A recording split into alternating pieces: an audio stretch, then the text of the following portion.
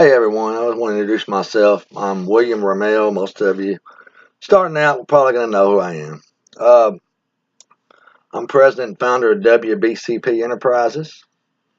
Here at WBCP, we do a wide variety of investments. Mainly, I deal with the Forex market, which is the exchange between foreign money and our money here in our U.S. I typically work on 4 separate exchanges. The first one being the euro. The euro is the European dollar.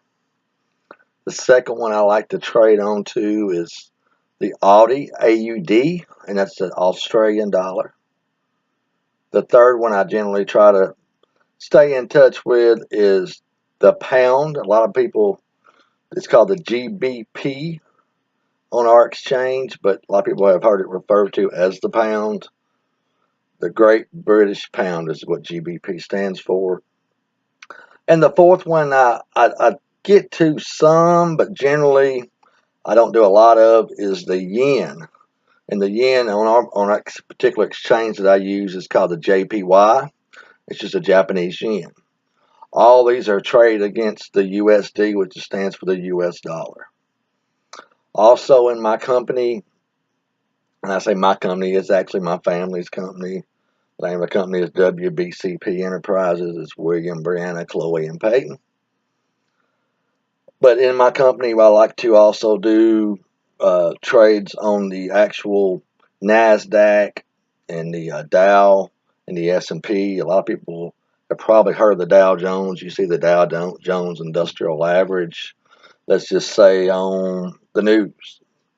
I use a platform called Robinhood. Robinhood, I generally take a position on a particular trade, whether it's in a falling market or a rising market. So I buy a stock at a particular price in hopes that it's going to go up. Of course, I don't just throw a dice at it and hope it goes up. I actually have certain graphs and things I set up, and I'll go over that as time goes on. Tonight, it's kind of my trial basis. I'm new to all this stuff and trying to get all the kinks worked out and all these good things. So this video may actually be a little longer tonight just for that reason. As my comfortability level gets up, we'll actually be doing more things. I'll probably bring the kids in every now and then, let you see the kids, or have a little fun and little extra videos and pictures and things. I've got a lot of friends that are in the social media world much better than I am. Nate Dogg, maybe Cameron, Gann, those kind of people probably can give me some more insights on some of the additions I can probably add to these type of things. Also my kids as well. But tonight, I went on to the Forex market and I traded. I actually had 3 trades. Generally, I try to only do 2 on Sunday nights because the market is very volatile, which basically means there's not a lot of people trading on the Forex market on Sunday nights, and that creates sometimes where even though you have a graph and a plan set up, sometimes things don't work out the way you want them to, or as much as you think they should, and you end up losing. Like tonight, I took a position on a trade in the Australian market, and I went into position at let's see here, $38, and it was on a 26-minute time frame. And by the time it got up to 12 minutes left in particular trade, it was already down to $9, which by the time, those of you keeping track, that's a $29 loss. I ended up with a $23 loss by the end of the time that particular first trade closed. My second trade, I went ahead and went into the Australian market. Once again, I went in as a $72 price range. But I ended up taking a short sell on it, which basically I sold it before the actual time had expired. But I came out around $87.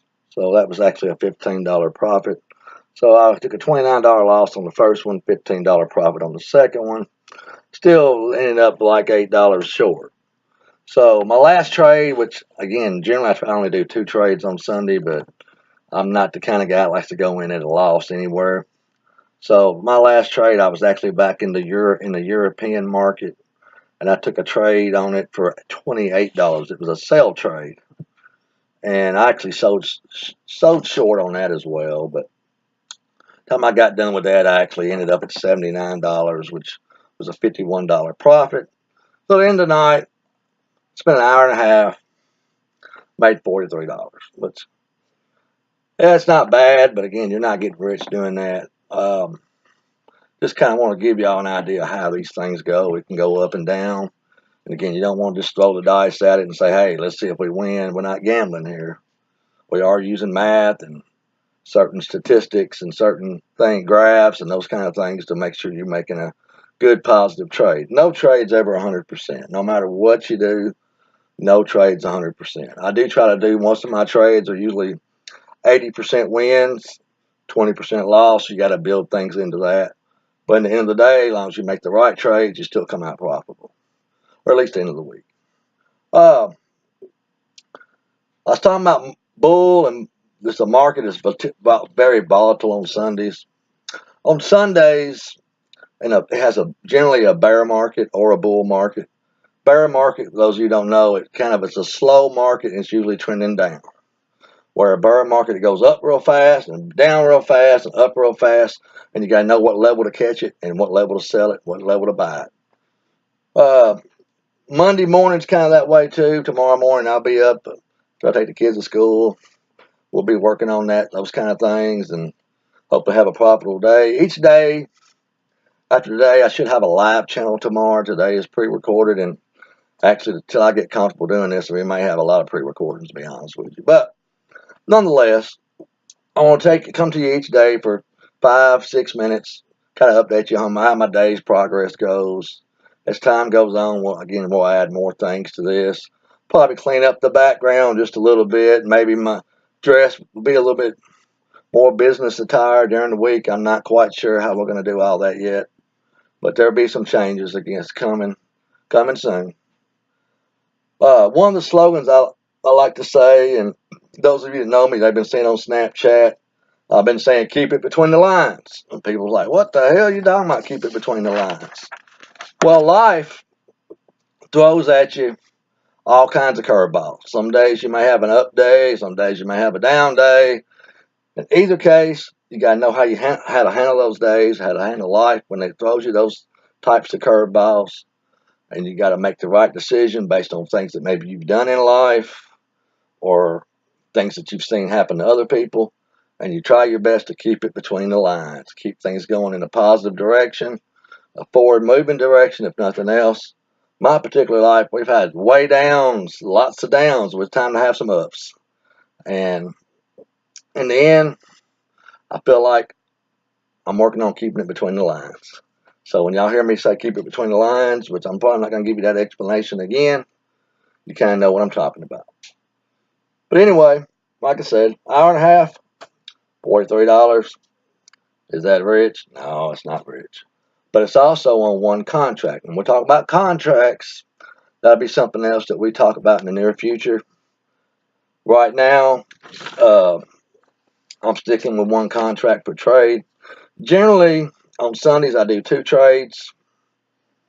And during the week, Monday through Friday, I try to do 4. And as time goes on, my trades will probably stay the same, but my contract size will increase. Therefore, my ability to lose money will increase, but also my ability to make money, which is what we're here to do, will also increase. Anyway, thank y'all for stopping by. Feel free to hit that like, subscribe, whatever the hell they call it. And check back tomorrow night. I'll send out hopefully have a live video tomorrow night. Waiting on YouTube to approve some kind of subscription and activation. And I guess they don't want people just having live videos out there. No telling what the heck you put on there these days. So anyway, y'all have a good night. Thank y'all for stopping by. And remember, keep it between the lines. Thanks.